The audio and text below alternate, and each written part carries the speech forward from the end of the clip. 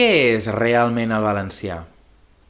Definir el valencià no és tan senzill, ja que podem referir-nos a dues coses diferents.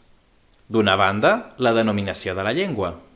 Si ens referim al nom de la llengua que ara mateix parlo, té diferents noms o glutònims, com ara català i valencià.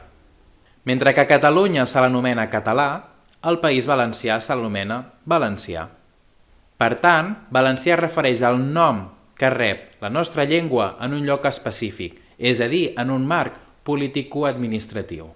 Tot i això, des del punt de vista dialectològic, el glutònim valencià no correspon amb el dialecte valencià, ja que té diferents límits. Els dialectes es basen a partir de característiques lingüístiques, com ara la gramàtica o la fonètica, entre d'altres. Dit això, la majoria de lingüistes concorden que la varietat valenciana comença a partir de la comarca valenciana de la Plana i cap al sud.